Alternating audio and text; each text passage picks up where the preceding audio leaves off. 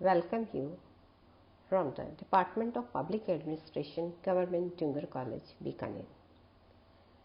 This video is on the topic British influence over Indian administration.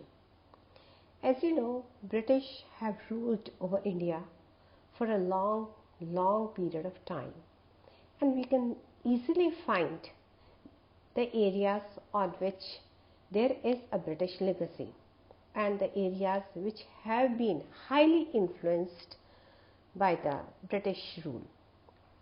The first area which we are going to discuss is the parliamentary form of government. As you well know, we have parliamentary form of government in India, and it is a legacy of British administration. Like Britain, in India, we have two types of executives, the real and the nominal. The real is the Prime Minister and his Council of Ministers, whereas the nominal is the President. The real is accountable to the lower house for his acts of omission and commission with his Council of Ministers. They share the principle of joint and individual responsibility. They are accountable for their acts to the Lok Sabha, and the Lok Sabha can remove them with the vote of no confidence. The second feature that we find is the federal form of government. Now, a simple question can come to your mind that Britain has unitary form of government, but how can we say that the federal form of government is a British legacy over Indian administration? So friends, India is a very wide country. It is a very big nation.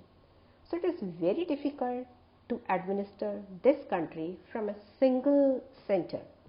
Therefore, it was very comfortable for them to provide the federal form of government to India. Basic features of a federal form of government are that there is a division of duties, powers and responsibilities between the two levels in India.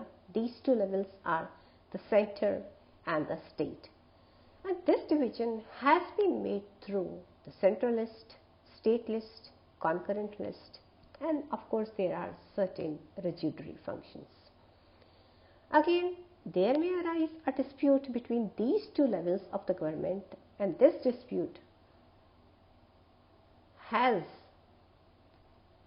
the facility to be resolved by an independent agency, and this agency is the Supreme Court of India. Then again, the third area where we can find is the rule of law. This rule of law was propounded by the British constitutional expert Dicey, and it has been adopted beautifully in the Indian administration. And it says that everybody is equal before law, equal protection will be provided by the law, and there is no discrimination on different grounds like caste, color, creed, religion, etc. The next area where we can find the impact of British administration, the influence of British administration is of course the district administration.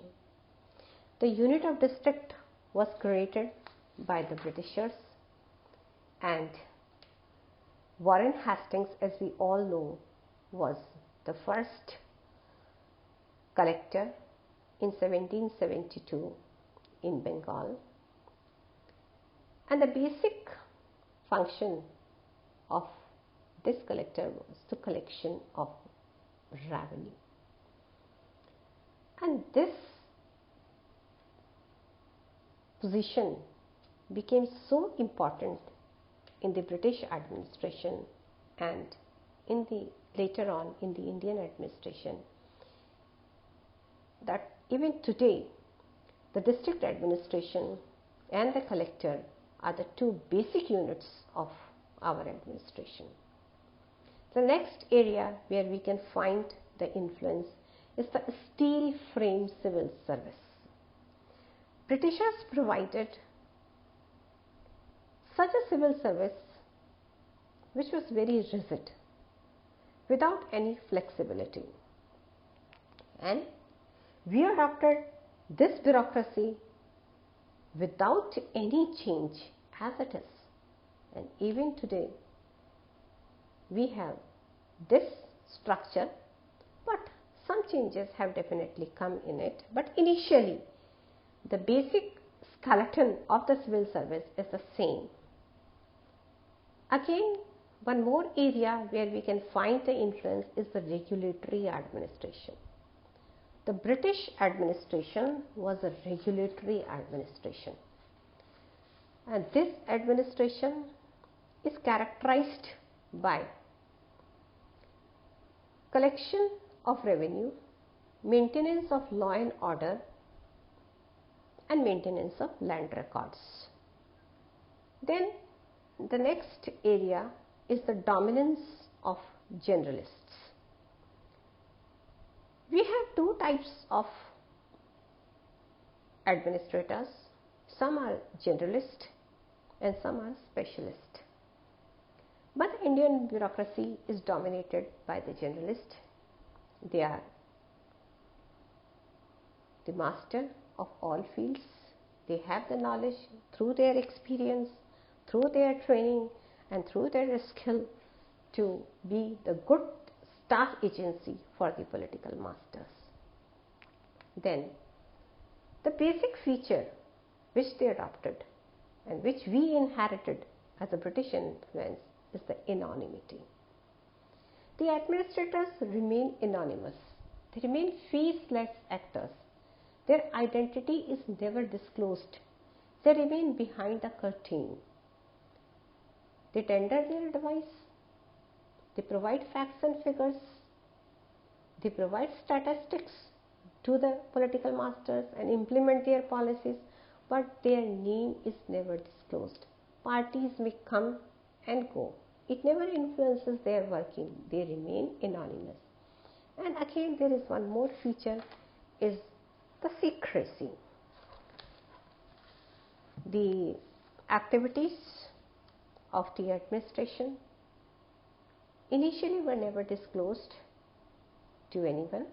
There was Secrecy Act, but today we have moved far beyond that. Now we have transparent administration and we can ask for any information, but it should not be related with the security and the defense matters of the state.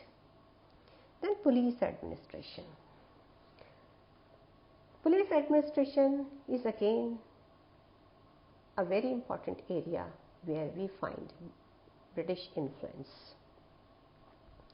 Whatever the form of administration we have today is a gift of British administration, and we adopted this system to suit their requirements, but we inherited it the way they left it for us. And the next sphere is the revenue administration, because they were basically concerned with the collection of revenue. The administration was there to raise money, the revenue for the British government, and the revenue board of the West Bengal was first of all created or constituted in 1786, and it has also given important position and role to the district collector, Tehsildar, Kanungo, Patwari, and these officials are even today play an important role in the revenue administration. Then Secretariat System. You know, the secretary plays an important role in providing assistance to the political masters in framing the policy, and this system was adopted in India by the Charter of 1833 and onwards.